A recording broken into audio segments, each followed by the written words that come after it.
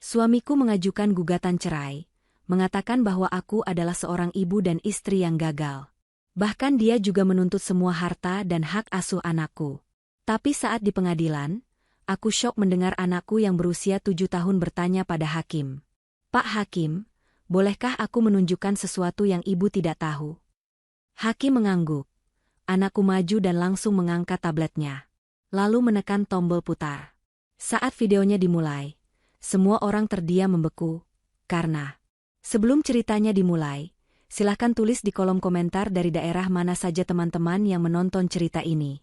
Jangan lupa like dan subscribe agar channel ini bisa semakin berkembang dan bisa mempersembahkan cerita yang lebih menarik lagi. Pagi itu dimulai seperti pagi-pagi lainnya di rumah mereka. Amelia, dengan hijab bergo sederhananya, sudah sibuk di dapur sejak subuh. Aroma nasi goreng tercium samar, beradu dengan wangi deterjen dari mesin cuci yang berputar di sudut ruang cuci. Amelia bergerak cepat namun hening, nyaris tanpa suara. Dia telah belajar selama bertahun-tahun untuk bergerak seperti bayangan di rumahnya sendiri, sebuah upaya agar tidak mengusik ketenangan Ardan, suaminya. Pukul 6 pagi, Ardan turun dari lantai 2. Dia sudah rapi dengan kemeja kerjanya yang licin. Amelia segera menyajikan kopi hitam panas dan sepiring nasi goreng di meja makan. Ardan duduk, meraih cangkir tanpa memandang Amelia. "Kopinya sedikit pahit hari ini," ujar Ardan datar, matanya terpaku pada layar ponsel. "Maaf, Mas. Tadi takarannya sepertinya sudah pas," jawab Amelia pelan. Ardan tidak menyahut. Dia hanya menggeser piring nasi gorengnya, memakannya beberapa suap dalam diam. Amelia berdiri canggung di dekat meja, menunggu jika ada perintah lain. Tidak ada. Keheningan di antara mereka begitu pekat, begitu dingin, seolah mampu membekukan uap panas dari kopi di atas meja. Amelia sudah lupa kapan terakhir kali mereka sarapan sambil tertawa. Mungkin 2 atau 3 tahun lalu, sebelum Ardan mulai sering lembur dan perjalanan bisnisnya menjadi semakin panjang. "Fania sudah bangun?" tanya Ardan, masih tanpa mengangkat wajahnya. "Sudah, Mas. Sedang mandi. Sebentar lagi turun untuk sarapan," kata Amelia. Benar saja, tak lama kemudian terdengar langkah kaki kecil menuruni tangga. Fania, putri mereka yang berusia 7 tahun, berlari kecil dengan seragam sekolahnya yang rapi. Senyumnya cerah, kontras dengan suasana pagi itu. "Ibu, Ayah, selamat pagi." Fania mencium pipi Amelia lalu beralih ke Ardan. Ardan akhirnya meletakkan ponselnya, memaksakan seulas senyum tipis untuk putrinya. "Pagi, sayang. Habiskan sarapanmu, Ayah antar ke sekolah." "Asyik. Sama Ayah," seru Fania gembira. Amelia menghela napas lega. Setidaknya, di depan Fania, Ardan masih berusaha bersikap hangat. Momen singkat sarapan itu adalah satu-satunya waktu keluarga yang mereka miliki. Setelah Fania selesai, Ardan segera bangkit. Dia mengambil tas kerjanya, mencium kening Fania, dan berjalan ke pintu depan. Seperti biasa, dia melewati Amelia seolah istrinya itu tidak ada di sana. Tidak ada pamit, tidak ada ciuman, bahkan tidak ada lirikan mata. Hanya deru mobilnya yang menjauh, meninggalkan Amelia dalam kesunyian rumah yang besar. Amelia menghabiskan sisa paginya dengan rutinitas. Membersihkan meja makan, mencuci piring, menjemur pakaian, dan merapikan kamar. Semua dilakukannya dengan efisien. Dia selalu berusaha memastikan rumah itu sempurna. Dia berpikir, mungkin jika rumahnya cukup bersih, jika masakannya cukup enak, jika dia cukup diam, Ardan yang dulu akan kembali. Tapi Ardan yang dulu sepertinya sudah lama pergi. Pukul 1 siang, Amelia menjemput Fania dari sekolah. Ini adalah bagian terbaik dari harinya. Mendengar celoteh Fania tentang teman-temannya, tentang pelajaran menggambar, atau tentang bekal makan siangnya. "Ibu, tadi Fania dapat bintang 5 dari Bu Guru, karena Fania bisa menjawab pertanyaan." Fania berceloteh riang sambil menggandeng tangan ibunya. "Wah, anak ibu pintar sekali," puji Amelia tulus, mencubit hidung mungil Fania. Mereka tiba di rumah. Saat Amelia sedang membantu Fania melepaskan sepatunya, terdengar suara sepeda motor berhenti di depan gerbang. Seorang kurir berseragam memanggil namanya. "Ibu Amelia, ada paket." Amelia mengernyit. Dia tidak memesan apa-apa. Dia berjalan ke gerbang dan menerima sebuah amplop coklat besar dan tebal. Tidak ada nama pengirim, hanya logo sebuah firma hukum di sudut kanan atas. Jantung Amelia mulai berdebar tidak nyaman. "Dari siapa, Ibu?" tanya Fania yang menyusul di belakangnya. "Tidak tahu, sayang. Mungkin hanya surat biasa. Fania ganti baju dulu, ya, habis itu kita makan siang, kata Amelia, berusaha menjaga suaranya tetap tenang. Setelah Fania berlari kecil menuju kamarnya, Amelia duduk di sofa ruang tamu. Tangannya sedikit gemetar saat merobek amplop itu. Di dalamnya ada setumpuk kertas tebal. Kalimat pertama di halaman paling atas membuat napas Amelia tercekat. Gugatan cerai. Dunia Amelia seakan berhenti berputar. Telinganya berdenging. Dia membaca deretan kata-kata itu berulang kali, berharap matanya salah. Nama pemohon, Ardan. Nama termohon, Amelia. Alasan gugatan, istri telah gagal total dalam menjalankan kewajibannya. Amelia merasa mual. Gagal? Dia mendedikasikan seluruh hidupnya untuk rumah ini. Dia meninggalkan karirnya atas permintaan Ardan. Dia mengurus Fania. Dia memastikan kemeja Ardan licin setiap pagi. Apa maksudnya gagal? Dia terus membaca lembar-lembar berikutnya. Matanya nanar menatap tuntutan yang diajukan Ardan. Tuntutan itu brutal. Ardan tidak hanya meminta cerai. Dia menuntut hak asuh penuh atas Fania, dengan alasan Amelia adalah sosok yang emosionalnya tidak stabil dan tidak becus mendidik anak. Dan yang paling menghancurkan, Ardan menuntut seluruh harta Gonogini, termasuk rumah yang sedang mereka tempati. Alasannya, Amelia tidak berkontribusi apa-apa secara finansial, dan semua aset didapat dari hasil kerja keras Ardan seorang. Amelia terduduk lemas di lantai yang dingin.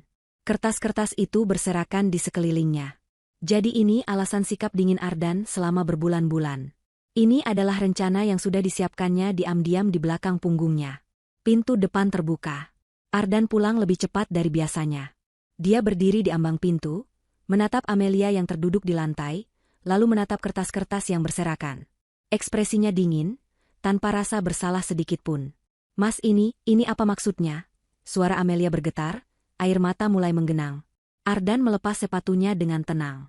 Dia melonggarkan dasinya sambil berjalan mendekat. Dia tidak membantah, tidak menjelaskan. Dia hanya membenarkan. Seperti yang kamu baca, katanya dingin. Aku sudah tidak tahan lagi hidup denganmu. Amelia, kamu gagal. Kamu gagal sebagai istri, dan kamu gagal sebagai ibu. Gagal? Pekik Amelia tertahan, tidak percaya dengan apa yang didengarnya. Aku mengurus rumah ini.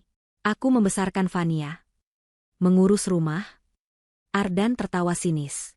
Yang kamu lakukan hanya menghabiskan uangku. Fania butuh figur ibu yang lebih baik, yang kompeten, bukan seseorang yang hanya bisa menangis dan mengeluh sepertimu.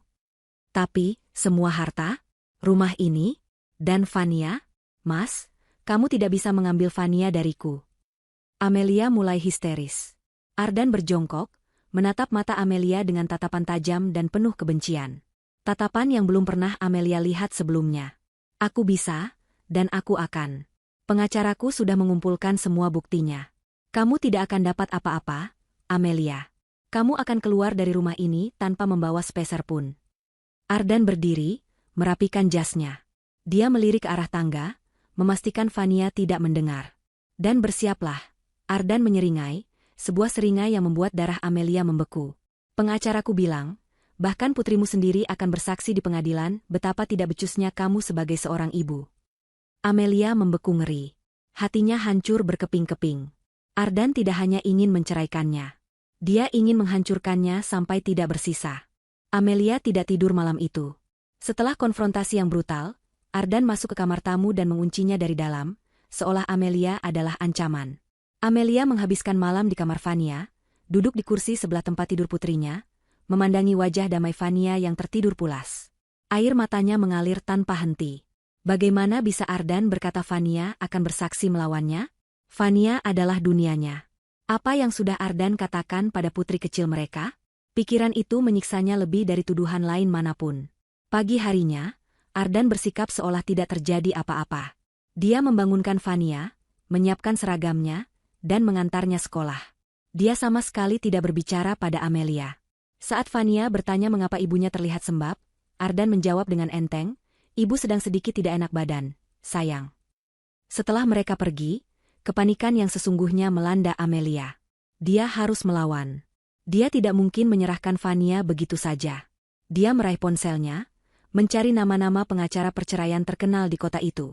Namun, kenyataan pahit segera menamparnya. Pengacara butuh uang. Uang muka. Biaya konsultasi. Amelia sadar dia tidak punya uang sendiri. Selama ini, Ardan memberinya uang bulanan yang sudah dianggarkan pas untuk kebutuhan dapur dan sekolah Vania. Tidak ada sisa untuk ditabung. Satu-satunya harapan adalah rekening bersama mereka, rekening yang dia kira adalah dana darurat keluarga. Dengan tangan gemetar, Amelia membuka aplikasi perbankan di ponselnya. Dia memasukkan kata sandi. Jantungnya berdebar kencang. Saat saldo muncul di layar, Amelia merasa kakinya lemas. 0. Saldo rekening itu 0 rupiah. Tidak mungkin. Seharusnya ada ratusan juta di sana. Amelia menekan tombol refresh berulang kali, berharap itu hanya kesalahan sistem. Tapi angka 0 itu tetap menatapnya. Dia membuka riwayat transaksi. Matanya membelalak ngeri. Sejak 6 bulan lalu, Ardan secara sistematis menarik uang dalam jumlah besar, memindahkannya ke rekening lain yang tidak Amelia kenali. Penarikan terakhir dilakukan 3 hari lalu, menguras habis sisa uang di rekening itu. Ardan telah merencanakan ini. Dia tidak hanya meninggalkannya, dia sengaja membuatnya lumpuh secara finansial agar tidak bisa melawan. Amelia menangis putus asa. Bagaimana dia bisa menyewa pengacara tanpa uang sepeser pun? Dia teringat perhiasan mas kawinnya. Dia berlari ke kamar, membuka kotak perhiasannya. Kosong. Kotak itu kosong. Hanya menyisakan beberapa perhiasan imitasi murah. Ardan bahkan mengambil mas kawinnya. Dalam keputusasaan, Amelia teringat seorang teman lama yang pernah bekerja di lembaga bantuan hukum. Dia menelepon temannya, menceritakan situasinya sambil terisak. Temannya, walau prihatin, tidak bisa berbuat banyak selain memberikan sebuah nama. Namanya Pak Kuncoro, kata temannya. Kantornya kecil di ruko tua, bukan pengacara mahal. Tapi dia jujur dan berdedikasi. Coba temui dia. Jelaskan situasimu. Siapa tahu dia mau membantu. Amelia tidak punya pilihan lain. Dia memesan ojek daring, menggunakan sisa uang tunai di dompetnya, dan pergi ke alamat yang diberikan. Kantor Pak Kuncoro memang persis seperti yang digambarkan. Kecil, sederhana, dan terletak di lantai 2 ruko yang catnya sudah kusam. Pak Kuncoro adalah seorang pria parubaya dengan kacamata tebal dan pembawaan yang tenang. Dia mendengarkan cerita Amelia dengan sabar, tanpa memotong, hanya sesekali mengangguk dan mencatat. Setelah Amelia selesai, Pak Kuncoro menghela napas panjang. Ini berat, Bu Amelia, katanya pelan. Suami ibu sudah mempersiapkan ini dengan sangat matang. Dia tidak hanya ingin bercerai, dia ingin menghancurkan ibu. Saya tahu, Pak. Tapi saya tidak peduli dengan harta. Saya hanya ingin Vania. Tolong bantu saya, Pak.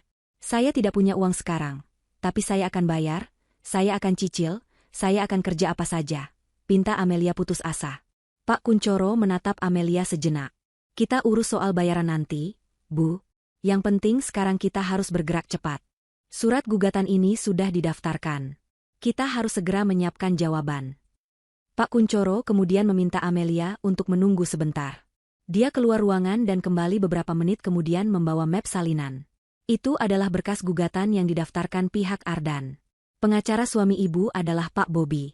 Dia terkenal licik dan tidak pernah ragu menggunakan cara kotor. Jelas Pak Kuncoro. Mari kita lihat apa saja, bukti, yang mereka ajukan. Amelia mengangguk, jantungnya berdebar kencang. Pak Kuncoro membuka map itu. Halaman pertama adalah foto-foto. Amelia terkejut melihat foto-foto isi rumah mereka.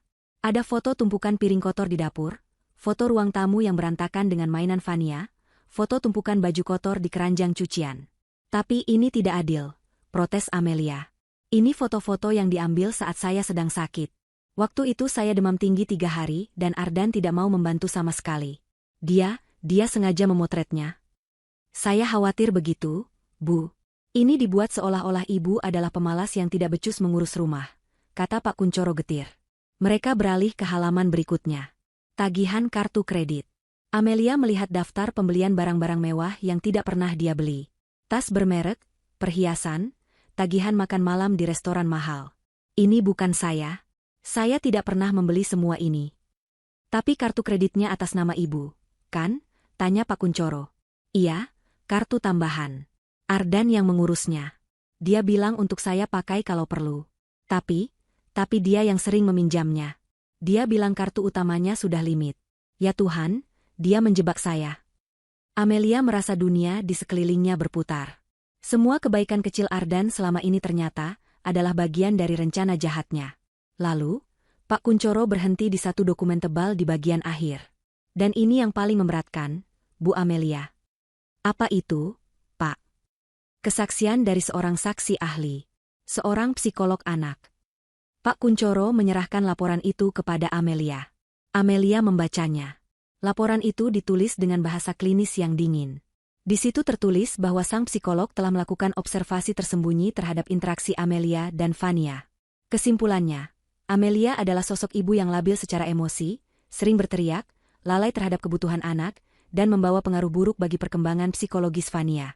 Laporan itu merekomendasikan agar hak asuh penuh diberikan kepada Ardan demi kesehatan mental sang anak. Saya tidak mengerti. Kapan? Kapan observasi ini dilakukan? Saya tidak pernah bertemu psikolog, kata Amelia, suaranya bergetar hebat. Menurut laporan ini, observasi dilakukan di tempat umum. Di taman bermain, di mal, saat ibu menjemput sekolah. Jelas Pak Kuncoro, matanya menatap tajam ke arah Amelia. Tidak mungkin. Fania selalu terlihat senang bersama saya. Ini fitnah. Siapa psikolog ini? Pak Kuncoro membalik ke halaman depan laporan itu. Namanya Tiara. Seorang wanita bernama Tiara, kata Pak Kuncoro. Dia mencantumkan semua kredensialnya di sini. Dia terlihat sangat profesional dan meyakinkan. Pak Kuncoro menatap Amelia dengan serius. Ibu kenal wanita ini, Tiara? Amelia menggelengkan kepalanya dengan panik. Air matanya kembali luruh. Tidak, Pak. Saya tidak kenal. Saya tidak pernah bertemu wanita itu seumur hidup saya. Kenyataan hidup di bawah satu atap dengan pria yang sedang berusaha menghancurkanmu adalah sebuah neraka yang hening. Ardan tidak pindah dari rumah. Dia hanya pindah ke kamar tamu. Rumah yang dulu hangat, kini terasa seperti medan perang yang beku. Setiap sudut rumah menyimpan ranjau emosional. Amelia harus hidup dengan musuhnya, melihatnya setiap pagi, dan berpura-pura semuanya normal di depan Fania. Ardan menjalankan strateginya dengan sempurna. Di depan Fania, dia adalah ayah terbaik di dunia. Dia akan pulang lebih awal, sesuatu yang sudah berbulan-bulan tidak pernah dilakukannya. Dia membawa hadiah-hadiah mahal. Suatu sore, dia pulang membawa kotak besar bergambar seorang putri kartun. Ini tablet baru untuk Fania, seru Ardan, mengangkat Fania ke dalam pelukannya. Tablet yang ini jauh lebih canggih dari yang lama. Kameranya bagus, dan ayah sudah isi banyak sekali permainan. Mata Fania berbinar. Wah, terima kasih, ayah. Amelia, yang sedang melipat pakaian di ruang keluarga, hanya bisa menelan ludah. Hatinya perih. Dia tahu apa yang sedang Ardan lakukan. Ardan sedang membeli kesetiaan putri mereka. Amelia tidak bisa bersaing. Dia tidak punya uang untuk membelikan Fania apa-apa. Lihat, nak, kata Ardan sambil menyalakan tablet baru itu, melirik sinis ke arah Amelia. Nanti kalau Fania ikut ayah, kita bisa beli mainan baru setiap minggu. Tidak seperti ibumu, yang hanya bisa melipat baju. Amelia menghentikan gerakan tangannya. Dadanya sesak. Dia ingin berteriak, ingin memaki Ardan. Tapi dia tidak bisa. Tidak di depan Fania. Jika dia marah, dia hanya akan membuktikan tuduhan Ardan bahwa dia tidak stabil secara emosi. Jadi, Amelia hanya diam, menunduk, dan melanjutkan lipatannya, membiarkan racun kata-kata Ardan meresap ke dalam ruangan. Teror itu berlanjut setiap hari. Ardan secara sistematis meruntuhkan otoritas Amelia sebagai seorang ibu. Saat Amelia memasak makan malam, Ardan akan datang ke dapur, mencicipinya, lalu berkata di depan Fania, supnya sedikit keasinan lagi ya, sayang. Tidak apa-apa, besok kita pesan makanan dari luar saja. Saat Amelia mencoba membantu Fania mengerjakan PR, Ardan akan mengambil alih. Biar ayah saja. Cara ibu mengajarkannya terlalu rumit. Nanti Fania bingung. Amelia merasa dirinya semakin kecil, semakin tidak terlihat di rumahnya sendiri. Dia mulai meragukan dirinya sendiri. Apa benar masakannya tidak enak? Apa benar dia tidak bisa mengajar? Ardan sangat pandai memainkan perannya, membuatnya tampak seperti wanita yang tidak kompeten. Fania, yang terjebak di tengah-tengah, mulai menunjukkan tanda-tanda kebingungan. Dia menyayangi ibunya, itu jelas. Tapi dia juga menyukai semua perhatian dan hadiah dari ayahnya. Kadang, Fania akan memeluk Amelia dengan erat, seolah mencari perlindungan. Namun di waktu lain, dia terlihat canggung, terutama setelah Ardan membisikkan sesuatu padanya. Suatu malam, Amelia tidak bisa tidur. Dia berjalan pelan ke kamar Vania, hanya untuk memastikan putrinya baik-baik saja. Dia membuka pintu sedikit. Vania sudah tertidur pulas. Di meja belajarnya, tergeletak tablet baru pemberian Ardan. Namun, saat Amelia mendekat untuk menyelimuti Vania, dia melihat sesuatu yang aneh. Tangan mungil Vania memeluk erat sesuatu di bawah bantalnya. Bukan boneka beruang kesayangannya.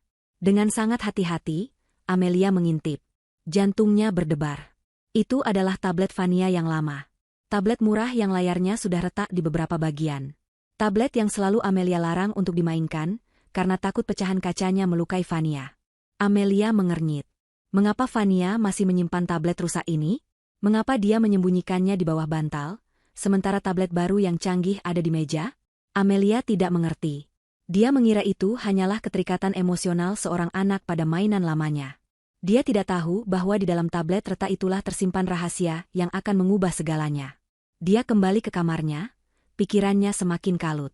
Puncaknya terjadi beberapa hari kemudian. Amelia sedang menunggu Vania pulang sekolah. Dia sudah berjanji akan membuatkan kue coklat kesukaan Vania. Tapi jam pulang sudah lewat 1 jam, Vania belum juga tiba. Amelia menelepon sekolah, pihak sekolah bilang Vania sudah dijemput oleh Ardan. Jantung Amelia mencelos. Ardan tidak memberitahunya. Dia menelepon Ardan berkali-kali, tapi tidak diangkat. 2 jam berlalu. 3 jam. Amelia nyaris gila karena khawatir. Dia mondar-mandir di ruang tamu, air matanya sudah di pelupuk mata. Pukul 8 malam, barulah terdengar suara mobil Ardan. Vania masuk sambil tertawa, menenteng kantong besar dari taman hiburan. Di belakangnya, Ardan berjalan santai dengan senyum puas. "Dari mana saja kalian, Mas? Kenapa Vania dibawa tanpa bilang padaku? Aku khawatir setengah mati," seru Amelia, suaranya bergetar menahan tangis dan amarah. "Ayah mengajakku ke dunia fantasi, Ibu." "Seru sekali," kata Vania riang. Ardan menatap Amelia dengan dingin. "Memangnya kenapa? Aku ayahnya. Aku berhak membawa anakku sendiri. Lagi pula, kamu di rumah juga tidak melakukan apa-apa. Tapi kamu harusnya memberitahuku." "Untuk apa?" "Supaya kamu bisa merusak kesenangan kami dengan drama kamu." Saat itulah Amelia menciumnya. Aroma parfum wanita. Aroma yang lembut namun asing, menempel di kemeja Ardan. Ini bukan parfum Amelia. Ini juga bukan aroma yang biasa dipakai Ardan. "Mas, kamu." Ardan melihat arah pandangan Amelia. Dia tahu Amelia menciumnya. Dia tidak panik. Dia malah tersenyum. Dia menunggu sampai Vania berlari ke kamarnya untuk menyimpan mainan baru. Saat mereka hanya berdua, Ardan mendekati Amelia. Wajahnya begitu dekat, suaranya berdesis pelan penuh racun. "Kamu sudah sadar? Kamu pikir aku tahan hidup dengan wanita membosankan sepertimu selamanya? Kamu tidak ada apa-apanya dibanding dia." Amelia mundur selangkah, napasnya tercekat. "Jadi, ada wanita lain. Semua tuduhan ini, hanya untuk menyingkirkannya agar bisa bersama wanita lain." "Siapa dia?" bisik Amelia. "Bukan urusanmu. Dia wanita yang sukses, pintar, dan tahu cara menyenangkan pria. Tidak sepertimu." Malam itu, Vania datang ke kamar Amelia. Ibu kenapa menangis?" Amelia segera menghapus air matanya. "Ibu tidak apa-apa, sayang. Ibu hanya sedikit sakit kepala." Vania menatap ibunya dengan pandangan yang sulit diartikan. "Ibu, apa benar ibu sakit? Ayah bilang, ibu sering sedih dan marah-marah karena ibu sakit. Ayah bilang, kalau Vania ikut ayah, ibu bisa istirahat dan sembuh." Hati Amelia hancur berkeping-keping. Ardan telah meracuni pikiran putri kecilnya. Ardan memanipulasi Vania, membuatnya percaya bahwa ibunya sakit, dan meninggalkannya adalah sebuah kebaikan. Amelia memeluk Vania erat. "Vania, dengar ibu. Ibu tidak sakit. Ibu hanya sangat menyayangi Vania. Ibu tidak akan pernah marah-marah lagi, janji." Tapi kerusakan itu sudah terjadi. Amelia melihat keraguan di mata putrinya.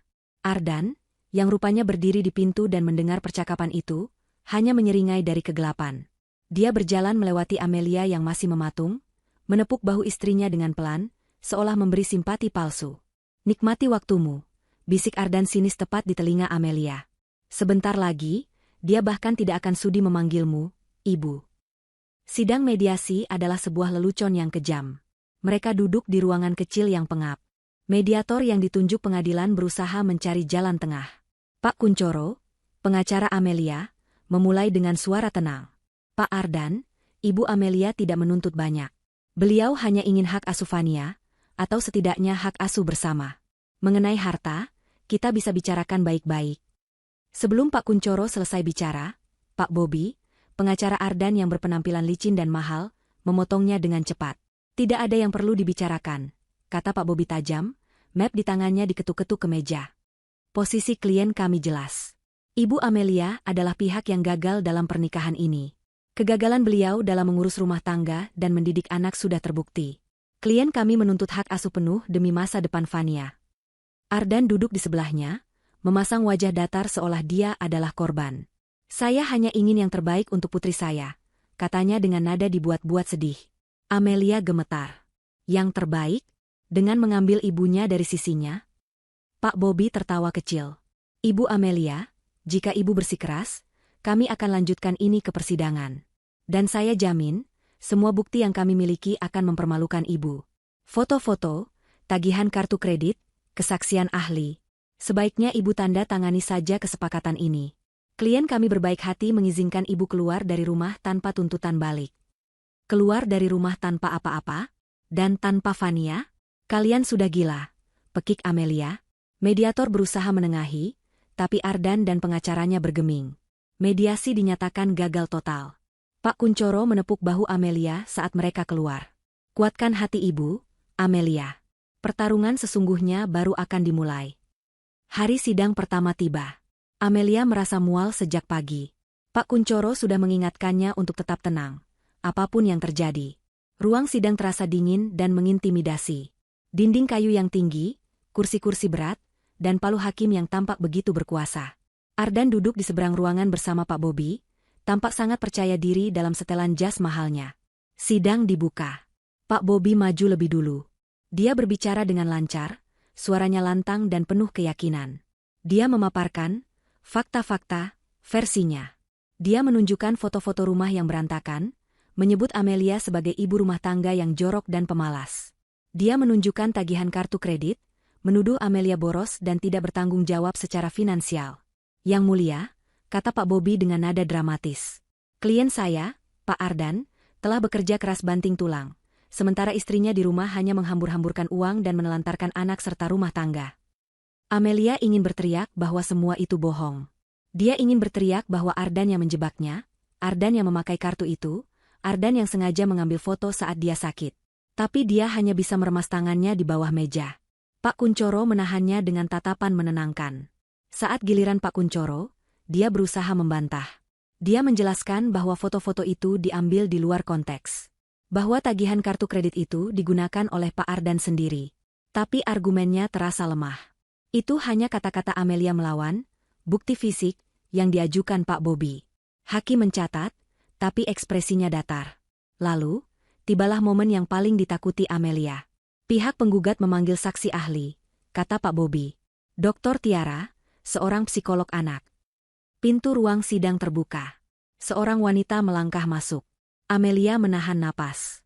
Wanita itu cantik. Sangat cantik dan elegan. Rambutnya disanggul rapi, mengenakan blazer profesional, dan berjalan dengan langkah penuh percaya diri. Dia sama sekali tidak terlihat seperti wanita jahat. Dia terlihat meyakinkan. Saat wanita itu mengambil sumpah, Amelia merasakan aroma parfum yang samar. Aroma yang sama dengan yang menempel di kemeja Ardan malam itu. Jantung Amelia serasa berhenti berdetak. Jadi, ini dia. Ini wanita itu. Selingkuhan Ardan. Dan dia menyamar sebagai psikolog anak. Tiara duduk di kursi saksi. Dia berbicara dengan tenang, artikulasinya jelas, menggunakan istilah-istilah psikologi yang terdengar sangat profesional dan mengesankan. Ya, Yang Mulia, Tiara memulai kesaksiannya, menjawab pertanyaan Pak Bobby. Saya telah melakukan serangkaian observasi perilaku natural terhadap Ibu Amelia dan putrinya, Fania, selama 3 bulan terakhir. Dan apa temuan Anda, dokter? Tanya Pak Bobby. Tiara membuka catatannya. Temuan saya sangat mengkhawatirkan. Saya menemukan pola perilaku yang tidak konsisten dan cenderung labil dari Ibu Amelia. Ada indikasi emosional distres yang signifikan. Tiara mulai menjabarkan kebohongannya satu persatu, mengubah fakta menjadi senjata yang mematikan. Observasi pertama, di sebuah pusat perbelanjaan. Ibu Amelia terlihat menarik paksa Fania, berbicara dengan nada tinggi hingga membuat Fania menangis ketakutan di depan umum. Ini menunjukkan kontrol emosi yang rendah. Amelia memejamkan mata. Dia ingat hari itu. Fania hampir berlari ke arah eskalator yang salah, dan Amelia menariknya kembali sambil berteriak kaget. Fania, hati-hati. Dia tidak marah, dia takut Fania celaka. Tapi Tiara memutarnya menjadi kekerasan verbal. Observasi kedua, di taman bermain, lanjut Tiara. Ibu Amelia terlihat lebih asyik dengan ponselnya, mengabaikan Fania yang bermain sendiri. Saat Fania terjatuh, Ibu Amelia tidak langsung sadar. Ketika sadar, reaksinya berlebihan, cenderung histeris, yang justru membuat Fania semakin trauma dengan jatuhnya. Lagi-lagi kebohongan. Amelia ingat dia sedang membalas pesan Ardan yang menanyakan daftar belanjaan. Fania tersandung, dan Amelia memang kaget. Dia langsung berlari dan memeluk Fania, menenangkannya. Reaksinya adalah reaksi ibu yang khawatir, bukan histeris. Kesimpulan saya, kata Tiara dengan nada mantap, menatap lurus ke arah hakim. Ibu Amelia tidak memiliki kapasitas emosional yang stabil untuk mengasuh anak usia 7 tahun. Ada indikasi kuat parental alienation syndrome, di mana Ibu Amelia secara tidak sadar memproyeksikan ketidakbahagiaan dan masalah emosionalnya kepada anak. Demi kesehatan mental Fania, saya sangat merekomendasikan agar hak asuh penuh diberikan kepada figur yang lebih stabil, yaitu ayahnya, Pak Ardan. Ruang sidang hening. Kesaksian Tiara begitu kuat, begitu ilmiah, dan begitu menghancurkan. Amelia menangis tanpa suara. Itu bohong, bisiknya pada Pak Kuncoro. Semua bohong. Dia selingkuhan Ardan. Dia wanita itu. Tenang, Bu, balas Pak Kuncoro tegang. Jangan bereaksi. Itu yang mereka mau. Pak Kuncoro berdiri untuk melakukan pemeriksaan silang. Dia mencoba. Dokter Tiara, apakah Anda yakin Anda bisa membuat diagnosis seberat itu hanya dari observasi jarak jauh? Tiara tersenyum tipis. Justru observasi natural tanpa subjek sadari adalah yang paling akurat, Pak. Tidak ada rekayasa. Ini murni perilaku asli. Anda dibayar oleh Pak Ardan untuk kesaksian ini, bukan? Saya dibayar atas jasa profesional saya sebagai ahli, Pak. Bukan untuk kesimpulan saya. Kesimpulan saya objektif berdasarkan data di lapangan, jawab Tiara licin. Pak Kuncoro buntu. Tiara terlalu pandai berkelit. Dia telah menutupi semua celah. Sidang hari itu ditunda. Amelia berjalan keluar ruangan dengan kaki lemas. Dia merasa hancur. Dia melihat Ardan tersenyum tipis, memberikan anggukan puas ke arah Tiara. Di lobi, Amelia bersandar di dinding, air matanya luruh. Kita kalah, Pak. Kita kalah. Mereka punya semuanya. Pak Kuncoro diam sejenak. Matanya menatap tajam ke arah Ardan dan Tiara yang berjalan bersama di kejauhan, menjaga jarak agar tidak terlihat mencolok, namun tidak cukup jauh. Belum tentu, Bu, kata Pak Kuncoro pelan, matanya menyipit. Saya tahu, Bu. Saya lihat. Ada yang aneh. Cara dia menatap suami ibu saat dia pikir tidak ada yang melihat. Itu bukan tatapan seorang psikolog profesional kepada kliennya. Pak Kuncoro menoleh pada Amelia. Kita harus cari tahu siapa dia sebenarnya. Beberapa hari menjelang sidang lanjutan, Pak Kuncoro memanggil Amelia ke kantornya. Wajahnya tampak lelah, tumpukan berkas di mejanya terlihat lebih tebal dari sebelumnya. Bu Amelia, saya sudah mencoba melacak latar belakang Dokter Tiara itu, kata Pak Kuncoro, langsung ke intinya. Hasilnya tidak seperti yang kita harapkan. Jantung Amelia berdebar. Apa maksudnya, Pak? Kredensialnya bersih. Terlalu bersih, Pak Kuncoro menghela napas, memijat pangkal hidungnya. Dia terdaftar di Asosiasi Psikolog. Dia punya klinik praktik yang terdaftar. Semua surat-suratnya lengkap. Entah dia memang psikolog sungguhan yang dibayar Ardan untuk berbohong, atau Ardan sudah memalsukan semua identitas ini dengan sangat rapi. Yang pasti, kita tidak bisa menyerangnya dengan tuduhan psikolog palsu. Pengadilan akan menolak tuduhan kita mentah-mentah. Harapan Amelia yang sempat tumbuh sedikit, kini padam seketika. Jadi, kita tidak bisa membuktikan dia bohong. Bukan begitu. Kita hanya tidak bisa membuktikan dia bukan psikolog. Cara satu-satunya adalah membantah kesaksiannya. Dan itu artinya, ibu harus bersaksi. Pak Kuncoro menatap Amelia dengan serius. Ibu harus menceritakan semuanya dari sudut pandang ibu. Tentang foto, tentang kartu kredit, tentang perilaku Ardan. Dan yang paling penting, ibu tidak boleh terpancing emosi. Pak Bobi pasti akan memancing ibu. Dia ingin ibu terlihat histeris di depan hakim, persis seperti yang digambarkan Tiara. Amelia mengangguk pelan. Saya mengerti, Pak. Saya akan berusaha. Hari itu tiba. Giliran Amelia yang duduk di kursi saksi. Setelah mengambil sumpah, Pak Kuncoro memulai dengan pertanyaan-pertanyaan lembut, membimbing Amelia menceritakan kehidupannya sebagai ibu rumah tangga. Amelia menjelaskan dengan suara yang berusaha dia jaga agar tetap tenang. Dia menceritakan bagaimana dia meninggalkan pekerjaannya untuk fokus mengurus Fania. Dia menceritakan rutinitas hariannya, dari subuh hingga larut malam. Mengenai foto-foto rumah yang berantakan, Bu Amelia. Bisa ibu jelaskan konteksnya? Tanya Pak Kuncoro. Bisa, Pak. Foto-foto itu diambil Mas Ardan sekitar 2 bulan lalu. Saat itu saya sedang sakit demam tinggi selama 3 hari. Saya nyaris tidak bisa bangun dari tempat tidur.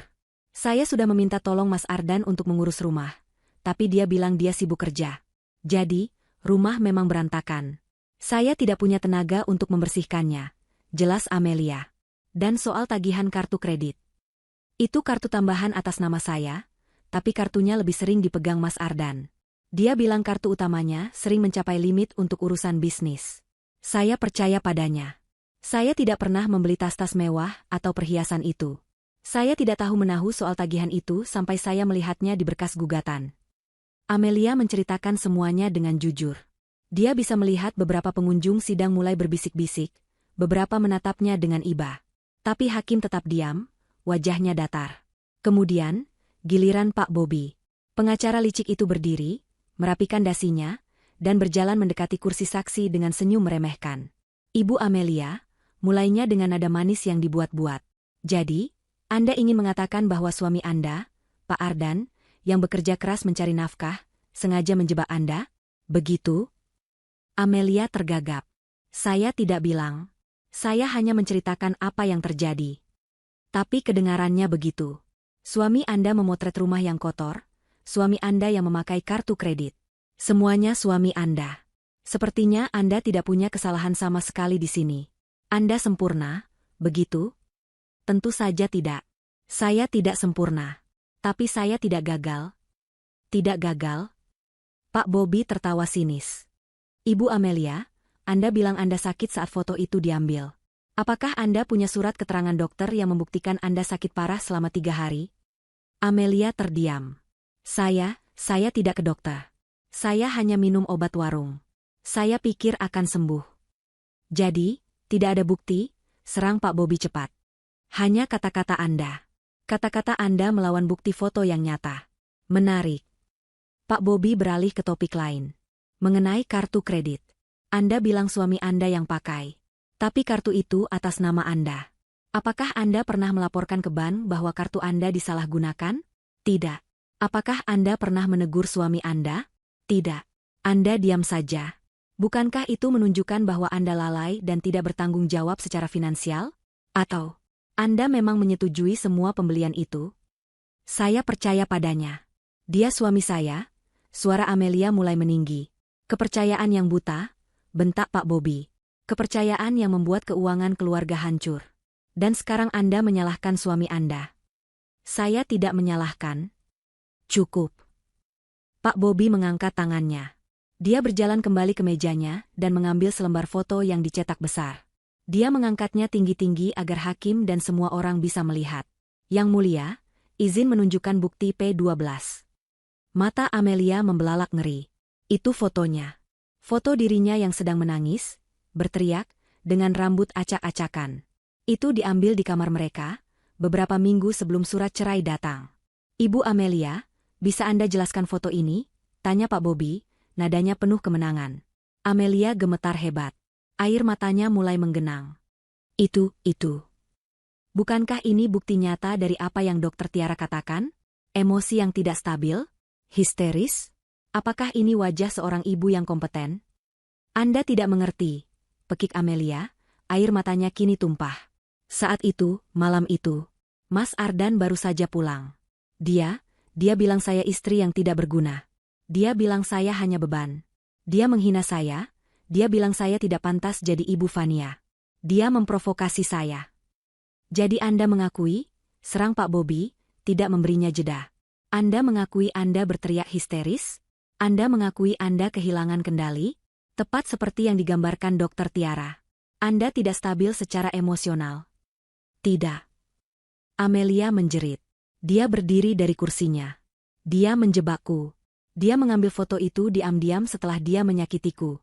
Dia jahat. Dia... Cukup. Palu hakim diketuk keras. Saksi harap tenang. Duduk kembali. Amelia terisak, bahunya berguncang. Dia ambruk kembali ke kursinya. Hancur. Semuanya hancur. Dia melakukan persis apa yang diinginkan Ardan dan Pak Bobby. Dia terlihat histeris. Dia terlihat tidak stabil. Dia terlihat persis seperti gambaran ibu gagal yang mereka ciptakan. Dia melirik ke arah Ardan. Pria itu menunduk, memasang ekspresi sedih yang palsu, seolah dia terluka melihat ketidakstabilan istrinya. Pak Bobby tersenyum puas. Hakim menggelengkan kepalanya pelan, ekspresinya terlihat jelas. Dia sudah memihak. Sidang hari itu ditutup dengan kehancuran total di pihak Amelia. Pak Kuncoro mencoba menenangkannya saat mereka keluar, tapi Amelia sudah mati rasa. Semua sudah berakhir, Pak, bisiknya lirih. Malam itu adalah malam terpanjang dalam hidupnya. Sidang putusan akan digelar keesokan harinya. Amelia tahu dia akan kalah. Dia akan kehilangan Vania. Dia masuk ke kamar Vania. Putrinya sudah tertidur. Ardan tidak ada di rumah, mungkin sedang merayakan kemenangannya lebih awal dengan Tiara. Amelia duduk di tepi tempat tidur, membelai rambut putrinya. Air matanya menetes pelan ke pipi Vania, membuat anak itu sedikit menggeliat. Ibu? Vania membuka matanya, masih setengah tertidur. SSH, tidur lagi, sayang, bisik Amelia, suaranya parau karena tangis. Dia memeluk putrinya erat, mungkin untuk terakhir kalinya sebagai ibu utuhnya. Apapun yang terjadi besok, ibu mau Vania tahu, ibu sayang sekali sama Vania. Selalu. Vania, yang merasakan kesedihan ibunya, balas memeluk dengan erat. Vania juga sayang ibu. Amelia melepaskan pelukannya perlahan. Saat itulah dia melihatnya lagi. Di bawah bantal Vania, tersembul ujung tablet lama yang sudah retak itu. Vania masih memeluknya erat, bahkan dalam tidurnya. Amelia tidak mengerti mengapa Vania begitu terikat pada benda rusak itu. Tapi malam itu, dia terlalu hancur untuk memikirkannya lebih jauh. Dia hanya mencium kening putrinya, dan berjalan keluar untuk menghadapi akhir dari dunianya. Ruang sidang terasa lebih dingin dari biasanya. Udara pagi itu terasa berat dan menyesakkan. Amelia duduk kaku di kursinya, matanya sembab dan kosong. Dia tidak tidur semalaman. Di sampingnya, Pak Kuncoro menatap lurus ke depan dengan ekspresi muram. Dia sudah melakukan semua yang dia bisa, tapi dia tahu, sama seperti Amelia, bahwa mereka sedang menghadapi tembok besar. Di seberang ruangan, suasananya sangat berbeda. Ardan tampak segar dan percaya diri dalam setelan jas terbarunya. Dia sesekali tersenyum dan bercanda pelan dengan Pak Bobby. Kemenangan sudah ada di depan mata mereka. Di barisan pengunjung, Amelia melihat Tiara. Wanita itu duduk dengan anggun, mengenakan gaun berwarna krem, menatap ke arah Amelia dengan senyum tipis yang nyaris tak terlihat, senyum seorang pemenang. Hakim ketua masuk. Ruangan menjadi hening seketika. Jantung Amelia berdebar begitu kencang hingga terasa sakit. Sidang kasus perceraian dengan nomor register. Hakim memulai dengan formalitas. Agenda hari ini adalah pembacaan putusan. Namun sebelumnya, saya persilakan kedua belah pihak untuk menyampaikan kesimpulan akhir. Pak Bobby berdiri lebih dulu. Dia merangkum kemenangannya dengan fasih. Yang mulia, katanya dengan suara lantang. Selama persidangan ini, kita telah melihat bukti yang tak terbantahkan. Bukti foto yang menunjukkan kelalaian Ibu Amelia dalam mengurus rumah tangga. Bukti finansial yang menunjukkan ketidakbertanggang-angang beliau. Dan yang paling utama, kesaksian ahli dari seorang psikolog anak terkemuka, Dr. Tiara, yang secara objektif dan ilmiah memaparkan ketidakstabilan emosi tergugat. Pak Bobby menunjuk ke arah Amelia. Kita bahkan telah menyaksikannya sendiri. Perilaku histeris Ibu Amelia di persidangan ini, yang terekam jelas dalam notulensi. Ini memperkuat diagnosis Dr. Tiara. Dia beralih ke Ardan. Di sisi lain, kita memiliki Pak Ardan. Seorang ayah yang mapan, sukses secara finansial, dan yang terpenting, memiliki emosi yang stabil dan sangat peduli pada masa depan putrinya. Yang mulia, pilihan di sini sangat jelas. Ini bukan tentang menghukum seorang istri, tapi tentang menyelamatkan seorang anak. Demi kepentingan terbaik Fania, kami memohon agar hak asuh penuh diberikan kepada klien kami, Pak Ardan, dan agar tuntutan pembagian aset beliau dikabulkan. Pak Bobi duduk dengan senyum puas. Kini giliran Pak Kuncoro. Dia berdiri perlahan.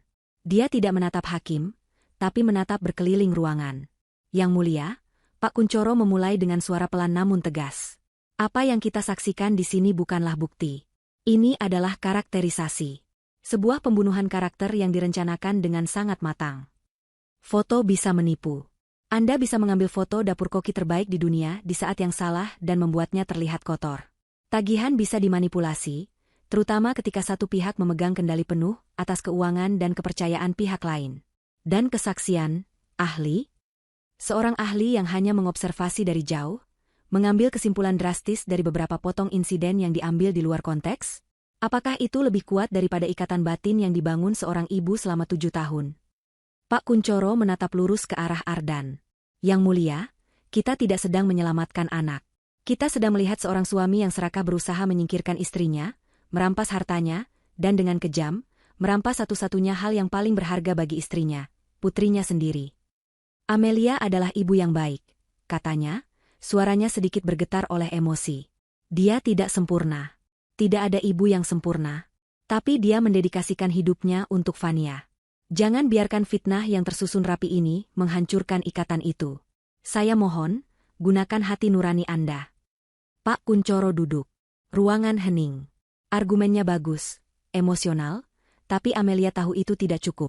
Argumen Pak Kuncoro didasarkan pada keyakinan. Argumen Pak Bobi didasarkan pada bukti, fisik dan kesaksian ahli. Di mata hukum, pemenangnya sudah jelas. Hakim ketua berdeham. Dia memakai kacamatanya dan membuka berkas tebal di depannya. Inilah saatnya. Setelah mempelajari semua berkas, mendengar kesaksian dari kedua belah pihak, dan menimbang semua bukti yang diajukan. Hakim memulai dengan nada datar. Jantung Amelia terasa seperti diremas. Pengadilan mencatat bahwa pihak penggugat, Pak Ardan, telah berhasil menunjukkan bukti-bukti yang signifikan. Lanjut Hakim. Amelia menunduk, memejamkan matanya. Pertama, bukti visual berupa foto-foto telah menunjukkan adanya kelalaian dalam manajemen rumah tangga dari pihak tergugat, Ibu Amelia. Kedua, bukti finansial menunjukkan adanya ketidakseimbangan pengeluaran yang signifikan dari kartu kredit atas nama tergugat. Setiap kalimat terasa seperti tusukan pisau. Dan yang paling memberatkan, kata Hakim, suaranya terdengar final, adalah kesaksian dari saksi ahli, Dr. Tiara, mengenai kondisi emosional Ibu Amelia. Kesaksian ini, yang sayangnya diperkuat oleh perilaku tergugat sendiri di persidangan terakhir, memberikan gambaran yang sangat mengkhawatirkan bagi pengadilan mengenai lingkungan psikologis untuk tumbuh kembang anak. Amelia mulai menangis dalam diam. Sudah berakhir. Ardan melirik ke arah Amelia, seulas senyum kemenangan yang tipis dan kejam tersungging di bibirnya. Tiara di belakangnya tampak menegakkan duduknya, siap bertepuk tangan. Berdasarkan seluruh pertimbangan tersebut di atas, kata Hakim, mengangkat palunya. Terutama demi kepentingan terbaik dan kesehatan mental anak, Fania. Amelia menutup matanya rapat-rapat, siap mendengar kalimat yang akan menghancurkan hidupnya. Maka pengadilan memutuskan untuk tunggu. Suara itu kecil, tapi membelah keheningan ruang sidang. Tajam dan jelas. Semua orang menoleh serentak ke sumber suara. Di pintu belakang ruang sidang, yang sedikit terbuka, berdiri Fania. Dia sendirian, masih mengenakan seragam sekolahnya. Dia pasti menyelinap masuk. Wajah Ardan berubah dari sombong menjadi kaget, lalu pucat pasi. Fania, apa yang kamu lakukan di sini? Keluar. Satpam, bentaknya, panik. Fania, duduk, sayang. Ardan mencoba lagi, suaranya terdengar tegang. Tapi Fania tidak bergerak. Dia melangkah masuk ke dalam ruang sidang, langkah kakinya yang kecil menggema di lantai marmer. Dia tidak menatap ibunya yang ternganga kaget. Dia tidak menatap ayahnya yang tampak marah. Dia menatap lurus ke arah hakim ketua. Ruang sidang yang tadinya hening menanti putusan, kini membeku. Suara palu yang siap diketuk tertahan di udara. Mata hakim ketua terbelalak, menatap sosok kecil yang berdiri di ambang pintu. Amelia berbalik. Jantungnya serasa copot dari dadanya. Fania, bisiknya, tidak percaya. Apa yang dilakukan putrinya di sini? Siapa yang membawanya? Reaksi Ardan adalah yang tercepat. Wajahnya yang tadi sombong dan penuh kemenangan, kini berubah pias pasi. Ada kepanikan murni di matanya. Fania, bentaknya, suaranya keras dan tidak lagi berpura-pura tenang. Sedang apa kamu di sini? Keluar. Ini bukan tempat bermain. Satpam. Kenapa anak kecil bisa masuk? Fania tersentak mendengar bentakan ayahnya, tapi dia tidak mundur. Dia malah melangkah maju, masuk lebih jauh ke dalam ruangan. Fania, ayah bilang duduk. Kembali ke belakang. Ardan berteriak lagi, kini setengah berdiri. Pak Bobby, pengacaranya, ikut panik. Dia berdiri dan berseru kepada hakim. Yang mulia, ini tidak prosedural. Sidang ini tertutup. Anak di bawah umur tidak seharusnya ada di sini dan menginterupsi jalannya sidang. Mohon perintahkan petugas untuk membawa anak ini keluar. Amelia masih membeku. Dia bingung. Sebagian hatinya hancur melihat Fania ada di tempat yang mengerikan ini. Sebagian lagi takut. Apa yang akan Fania katakan? Apakah Ardan berhasil meracuni Fania sepenuhnya?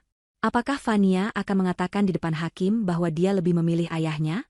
Pikiran itu membuat Amelia mual. Yang mulia, mohon pertimbangkan. Tiba-tiba suara Pak Kuncoro terdengar, menahan Pak Bobby. Anak ini jelas datang untuk tujuan tertentu. Ini menyangkut masa depannya. Kita tidak bisa mengabaikannya. Hakim mengangkat tangannya, wajahnya serius. Tenang semua, suaranya menggema. Dia menatap tajam ke arah Ardan dan Pak Bobby, membungkam protes mereka. Lalu, matanya beralih ke Fania. Pandangannya melembut. Fania telah berjalan perlahan, langkah kakinya yang kecil terdengar nyaring di lantai marmer yang hening. Dia berhenti di tengah-tengah, di antara meja pengacara kedua sisi. Dia menatap lurus ke arah hakim yang duduk di singgasananya yang tinggi. Pak Hakim, kata Fania, suaranya gemetar, tapi terdengar jelas di seluruh ruangan. Maaf Fania mengganggu. Tidak apa-apa, nak, kata hakim, nadanya lebih kebapakan. Kenapa kamu ada di sini? Siapa yang membawamu? Fania kesini sendiri. Tadi Fania diantar Budhe, tapi Fania menyelinap masuk. Fania dengar, ayah bilang ibu jahat. Mata Ardan membelalak. Fania, jangan bicara sembarangan. Diam, Pak Ardan, bentak hakim. Biarkan dia bicara. Amelia menutup mulutnya, air mata mulai menggenang. Fania menelan ludah, terlihat mengumpulkan keberanian. Dia menatap lagi ke arah hakim, matanya yang polos dan jernih itu menyorotkan kesungguhan. Ayah bilang ibu jahat. Ayah bilang ibu pemarah. Ayah bilang ibu tidak bisa urus Fania. Lanjutnya, suaranya sedikit bergetar. Amelia memejamkan mata. Inilah akhirnya. Fania akan mengulang semua kebohongan Ardan. Tapi, satu kata itu membuat Amelia membuka matanya. Tapi bolehkah aku menunjukkan sesuatu? Fania menatap hakim dengan tatapan memohon. Sesuatu yang ibu tidak tahu? Kalimat itu menggantung di udara. Sesuatu yang ibu tidak tahu. Amelia mengernyit. Apa maksudnya? Pak Bobby kembali melompat. Yang mulia, ini konyol. Kita tidak bisa menjadikan ini drama anak-anak. Kita harus. Saya putuskan untuk mendengarnya. Potong hakim, suaranya final. Dia menatap Fania. Tentu saja, nak, apa yang ingin kamu tunjukkan pada Pak Hakim? Ardan terlihat seperti orang yang akan pingsan. Dia mencengkeram tepi meja begitu erat, hingga buku-buku jarinya memutih. Tidak, jangan. Desisnya. Fania tidak memedulikan ayahnya. Dia maju lagi. Amelia baru sadar Fania sedang memeluk sesuatu di dadanya. Bukan tablet baru pemberian Ardan. Itu adalah tablet lamanya. Tablet murah yang layarnya sudah retak seperti sarang laba-laba. Fania mengangkat tablet itu. Ibuku melarangku main ini. Katanya sudah rusak. Takut kacanya melukai tangan Fania. Tapi Fania menyimpannya. Kenapa kamu menyimpannya, nak? Tanya hakim lembut. Karena Fania tidak suka tablet baru. Fania suka yang ini, kata Fania pelan. Dan Fania merekam sesuatu di sini. Sesuatu yang Fania lihat di rumah. Merekam apa? Merekam ayah. Waktu ayah bawa pulang Tante Tiara. Deuge. Jantung Amelia serasa berhenti berdetak. Tiara? Di rumah? Kapan? Di barisan pengunjung, Tiara yang tadinya duduk anggun, kini menegang. Wajahnya yang tersenyum sinis langsung pucat. Tidak sah, teriak Pak Bobi. Rekaman anak kecil. Tidak bisa dijadikan bukti. Ini pelanggaran privasi. Direkam tanpa izin. Rekaman itu membuktikan kebohongan saksi ahli Anda, Pak Bobi, balas Pak Kuncoro tajam. Menarik sekali. Cukup perdebatannya. Hakim menggebrak palu. Matanya yang tadi kebapakan kini menyorot tajam. Dia sudah mencium adanya kebohongan besar. Panitera, bantu anak ini. Sambungkan perangkat itu ke monitor ruang sidang. Sekarang. Jangan. Ardan berteriak putus asa. Saya protes. Yang mulia. Ini jebakan. Protes Anda dicatat, Pak Ardan. Sekarang duduk. Perintah hakim. Seorang panitera bergegas menghampiri Fania, mengambil tablet retak itu dengan hati-hati. Dia mencari kabel, dan beberapa saat kemudian, layar monitor besar di dinding ruang sidang, yang tadi menampilkan dokumen kasus, kini berubah hitam, lalu menampilkan layar utama tablet Fania. Ardan menutupi wajahnya. Tiara di belakang terlihat gemetar hebat. Fania, yang kini berdiri di samping panitera, menatap layar itu. Dia tidak melihat ke arah Amelia atau Ardan. Dia hanya fokus pada tugasnya. Yang ini, Om, tunjuknya pada sebuah file video di galeri. Panitera itu mengklik file itu. Sebuah thumbnail video muncul. Silakan, Nak, kata hakim. Putar videonya. Fania mengulurkan jari telunjuknya yang mungil. Dia menekan tombol putar di layar. Video itu dimulai. Layar monitor besar itu berkedip. Video dimulai. Gambarnya sedikit bergoyang dan miring. Sudut pengambilannya rendah, seolah direkam dari balik sesuatu. Terdengar suara tawa pelan. Itu ruang tamu kita, bisik Amelia, mengenali sofa dan pot tanaman besar di sudut ruangan. Video itu sepertinya diambil dari balik pot tanaman itu, tempat Fania sering bermain petak umpet. Lalu, dua sosok masuk ke dalam rekaman. Ardan dan Tiara. Bukan Tiara dalam balutan blazer profesional seperti di sidang. Tapi Tiara dalam balutan gaun rumah yang tipis dan santai. Rambutnya tergerai. Ardan masuk sambil tertawa, langsung memeluk Tiara dari belakang dan mencium lehernya. Astaga! Suara desahan kaget terdengar serentak dari seluruh penjuru ruang sidang. Amelia mematung. Napasnya tercekat di tenggorokan. Jadi, aroma parfum itu. Kecurigaannya. Semuanya benar. Wanita yang memberikan kesaksian palsu yang menghancurkannya adalah wanita yang sama yang telah tidur dengan suaminya di rumah mereka sendiri. Di seberang, Pak Bobi menatap monitor dengan mulut ternganga. Dia menoleh ke Ardan dengan tatapan ngeri, seolah berkata, "Kamu tidak bilang soal ini." Di barisan penonton, Tiara berusaha menunduk, menyembunyikan wajahnya. Lalu, suara mereka di video terdengar. Jernih dan jelas di keheningan ruang sidang. Suara Tiara, "Kamu yakin rencananya berhasil? Bodoh sekali istrimu." Suara Ardan, tertawa, "Pasti. Bodoh dan penurut. Dia tidak akan curiga apa-apa. Semua uang sudah kupindahkan ke rekeningmu, sayang. Aman." Amelia merasakan kakinya lemas. Uangnya, rekening bersama mereka, dipindahkan ke rekening Tiara. Ya Tuhan. Pak Kuncoro bergumam di sampingnya, matanya terpaku pada layar. Video berlanjut. Ardan duduk di sofa, menarik Tiara ke pangkuannya. Suara Ardan, "Setelah sidang putusan besok, aku resmi dapat hak asuh Fania. Kita langsung jual rumah neraka ini, dan kita pindah ke Swiss. Jauh dari dia." Suara Tiara, terdengar manja. "Bagaimana dengan Fania? Dia kelihatannya dekat sekali dengan ibunya." Inilah bagian yang paling menyakiti Amelia. Dia menahan napas, menunggu jawaban Ardan. Suara Ardan, terdengar meremehkan, "Ah, anak kecil. Gampang diatur. Dikasih tablet baru saja sudah lupa sama ibunya. Nanti kamu yang jadi ibu barunya. Ibu yang lebih pintar, lebih sukses, dan jauh lebih seksi." Ardan mencium Tiara dengan penuh gairah di video itu. "Cukup. Matikan." Ardan mengamuk. Dia melompat dari kursinya, berusaha berlari ke arah meja panitera untuk menghentikan video itu. "Petugas, tahan dia." Hakim berteriak murka. Dua petugas keamanan yang berjaga di pintu langsung bergerak. Mereka menyergap Ardan sebelum dia mencapai depan, membekuk tangannya ke belakang. Ardan meronta-ronta seperti binatang yang terjebak. "Lepaskan aku. Itu tidak benar. Itu rekayasa," teriak Ardan putus asa. "Diamkan dia," perintah hakim. "Lanjutkan videonya. Saya mau lihat sampai selesai." Video itu terus berputar, mengabaikan kekacauan di ruang sidang.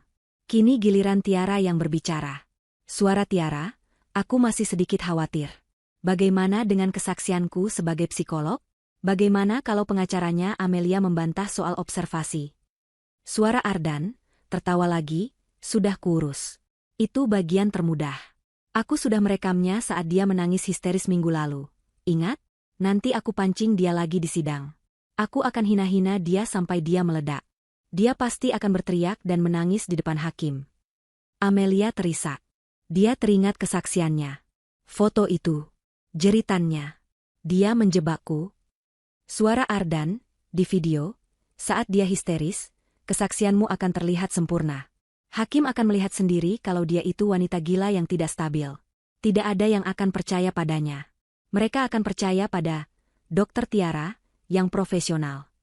Video itu akhirnya menunjukkan Ardan dan Tiara tertawa bersama, bersulang dengan gelas anggur.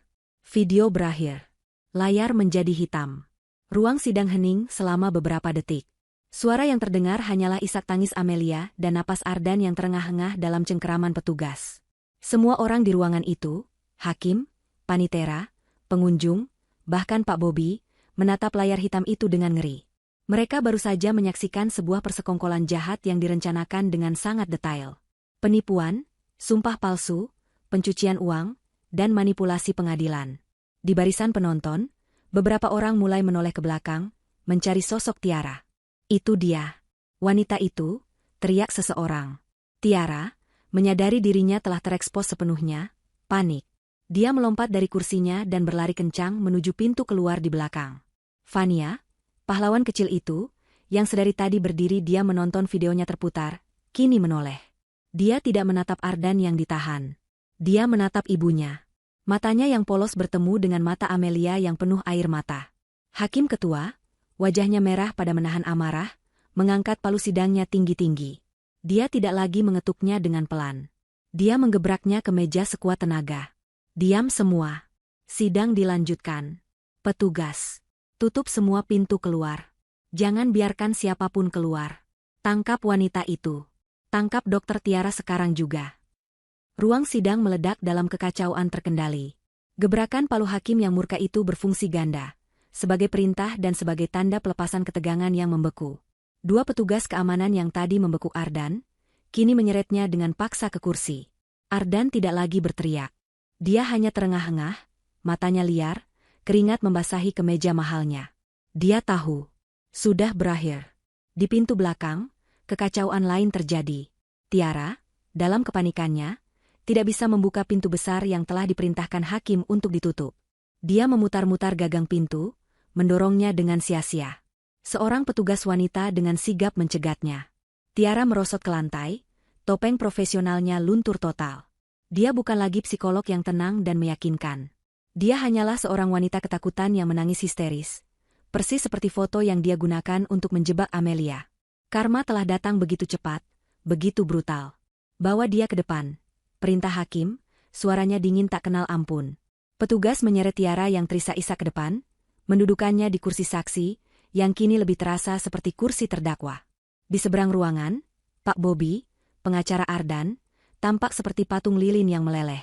Wajahnya pucat, dasinya miring. Dia tidak lagi menatap hakim. Dia menatap tumpukan kertas di depannya seolah mencari jawaban yang tidak ada. Karirnya, reputasinya, hancur dalam sekejap mata oleh video dari tablet retak seorang anak kecil. Dia tahu dia terlibat. Dia mungkin tidak tahu soal perselingkuhan itu, tapi dia tahu soal bukti foto yang direkayasa dan kesaksian yang dipersiapkan untuk menjebak Amelia. Amelia sendiri masih terduduk. Dia menatap pemandangan di depannya seperti sedang menonton film. Isak tangisnya sudah reda, berganti dengan rasa kaget yang keluh. Di sampingnya, Pak Kuncoro menepuk-nepuk punggungnya pelan, tapi matanya menatap hakim dengan tajam, siap untuk serangan terakhir. Fania berdiri diam di samping panitera.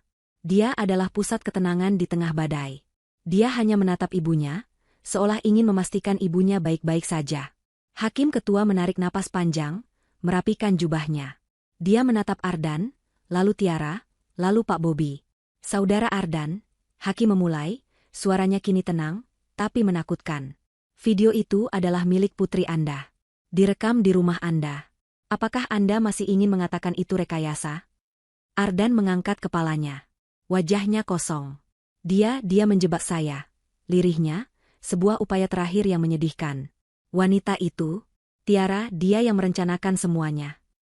Tiara yang mendengar itu langsung menjerit. Pembohong. Kamu yang menyuruhku. Kamu yang bilang akan menikahiku.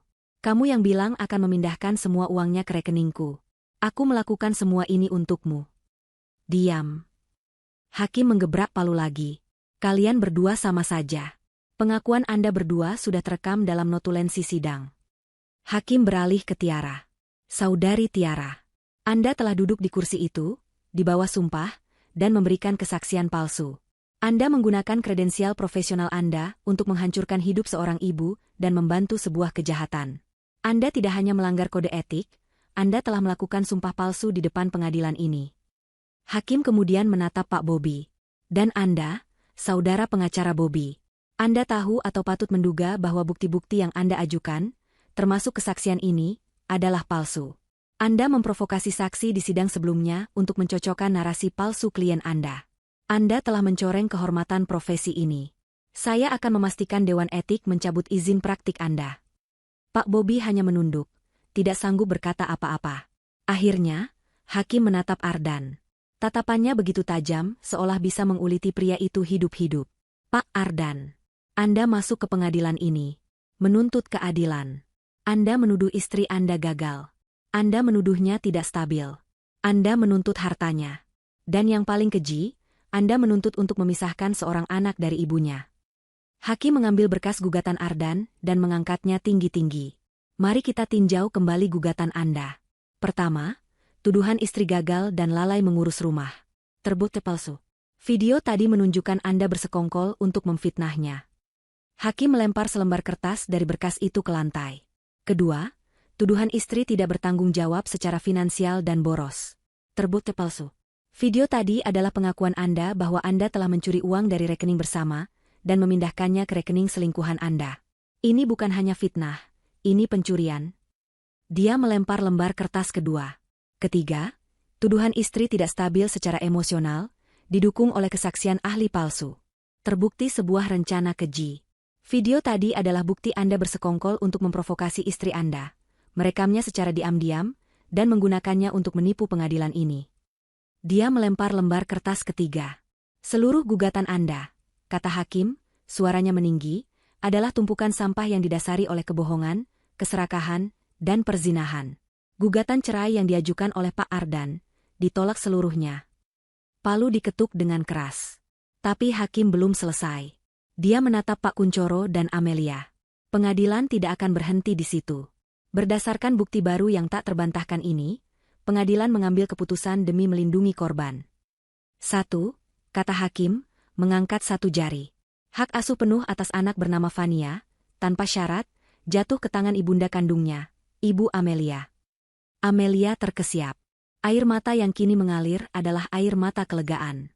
Dia menatap Fania. Putrinya tersenyum kecil padanya. 2. Lanjut Hakim. Gugatan cerai dari pihak Pak Ardan ditolak. Namun, pengadilan menawarkan kepada Ibu Amelia untuk mengajukan gugatan balik saat ini juga. Apakah Ibu Amelia ingin bercerai dari suami Anda? Pak Kuncoro berbisik. Bu Amelia, dengan suara gemetar namun kuat, menatap lurus ke arah Ardan yang kini menunduk kalah. Ya, Yang Mulia. Saya minta cerai. Saat ini juga. Baik, seru Hakim. Gugatan cerai dikabulkan atas nama Ibu Amelia, dengan alasan perzinahan dan penipuan yang dilakukan suami. Hak asuh anak penuh kepada Ibu Amelia. 3. Hakim kini berdiri. Seluruh aset atas nama Ardan dan Tiara akan dibekukan saat ini juga.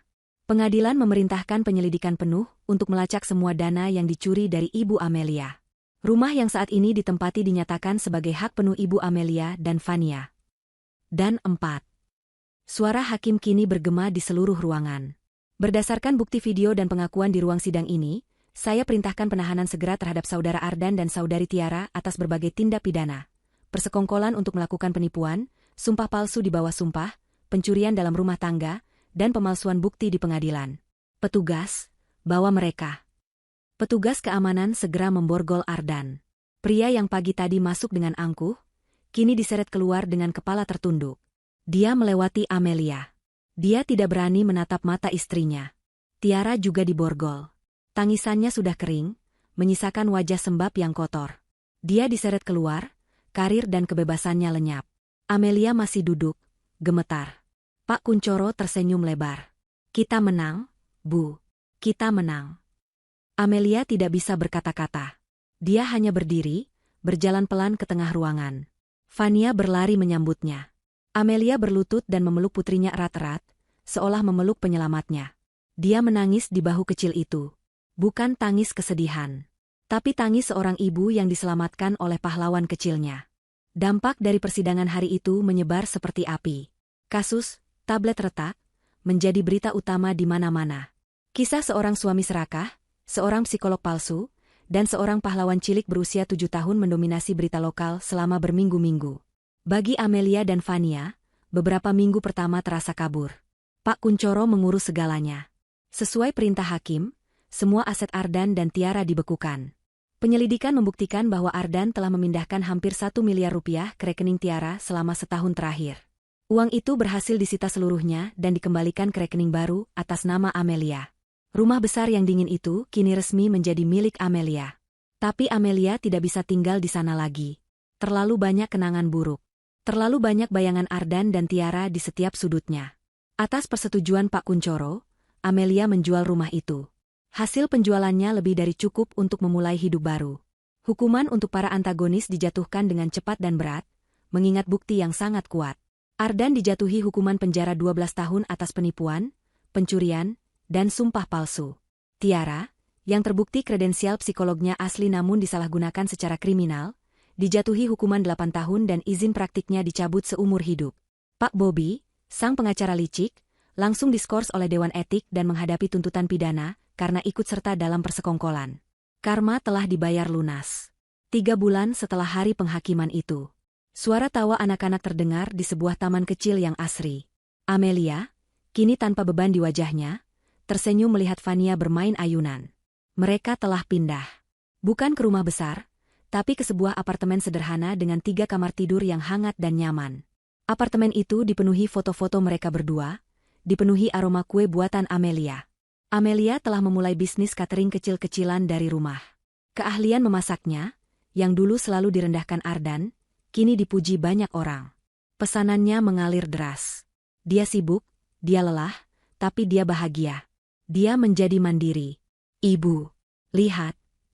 Fania berlari menghampiri Amelia yang sedang duduk di bangku taman, tangannya kotor oleh tanah. Bunganya sudah mau mekar.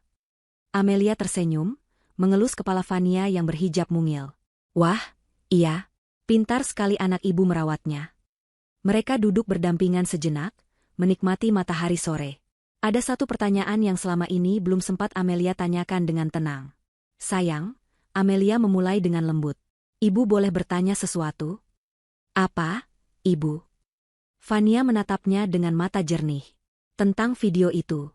Di tablet lama Fania. Kenapa? Kenapa Fania merekamnya? Fania terdiam sejenak, seolah mengingat-ingat. Karena Fania tidak suka Tante Tiara. Kenapa tidak suka? Tante Tiara pura-pura baik. Waktu di mal, dia senyum sama ibu. Tapi waktu ibu ke toilet, dia bilang ke ayah, istrimu lama sekali. Waktu di taman juga begitu. Dia melihat ibu, tapi dia bilang ke ayah kalau ibu tidak menjaga Fania. Padahal ibu sedang melihat Fania. Amelia tertegun. Anaknya yang kecil ternyata seorang pengamat yang jeli. Lalu, malam itu, lanjut Fania. Waktu ayah bilang ayah mau lembur, Fania dengar suara mobil ayah pulang. Fania mau kasih lihat gambar baru Fania. Tapi waktu Fania turun, Fania lihat ayah masuk sama Tante Tiara. Ayah langsung memeluk Tante Tiara. Fania takut. Fania sembunyi di balik pot bunga. Jadi Fania merekamnya dari sana? Iya. Fania rekam pakai tablet lama. Fania ingat ibu bilang, kalau ada orang jahat, kita harus punya bukti. Waktu itu Fania lagi pegang tablet lama Fania. Hati Amelia menghangat. Dia sendiri lupa pernah mengatakan itu. Tapi, sayang, tanya Amelia lagi, ini pertanyaan terbesarnya. Kenapa Fania tidak bilang sama ibu? Kenapa Fania menyimpannya sendirian? Ibu bisa. Fania memotong pelan. Karena ayah bilang, ibu tidak boleh tahu. Amelia mengernyit. Ayah bilang begitu? Iya. Waktu di video itu. Ayah bilang ke Tante Tiara, istrimu bodoh, dia tidak akan tahu. Fania pikir, kalau ayah bilang ibu tidak boleh tahu, berarti ini rahasia besar. Jadi Fania simpan. Fania tidak mau ayah marah kalau ibu tahu. Logika polos seorang anak kecil. Dia merekam kejahatan ayahnya, tapi dia menyimpannya karena ayahnya sendiri yang berkata ibunya tidak boleh tahu. Lalu kenapa Fania menunjukkannya di pengadilan? Karena Pak Hakim mau mengambil Fania dari ibu. Ayah bilang ibu jahat. Tante Tiara juga bilang ibu jahat. Itu tidak benar. Mata Fania berkaca-kaca.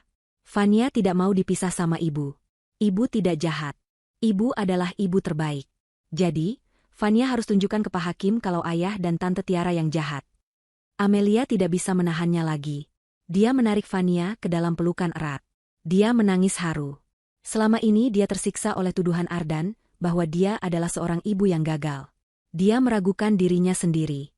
Dia merasa hancur. Padahal, di hadapannya adalah bukti terkuat bahwa dia tidak gagal. Dia telah membesarkan seorang putri yang luar biasa. Seorang anak yang jeli, yang bisa membedakan mana yang tulus dan mana yang palsu. Seorang anak yang pemberani, yang berani bertindak seorang diri untuk melindungi ibunya. Seorang anak yang memiliki rasa keadilan yang murni. Terima kasih, sayang, bisik Amelia di rambut putrinya. Terima kasih sudah menyelamatkan ibu. Fania membalas pelukan ibunya. Fania sayang ibu. Ibu juga sayang sekali sama Fania. Amelia melepaskan pelukannya, menatap wajah cerah putrinya. Dia akhirnya mengerti. Dia tidak pernah gagal. Dia hanya sedang membesarkan seorang pahlawan. Dan kini, mereka berdua bebas untuk memulai awal yang baru.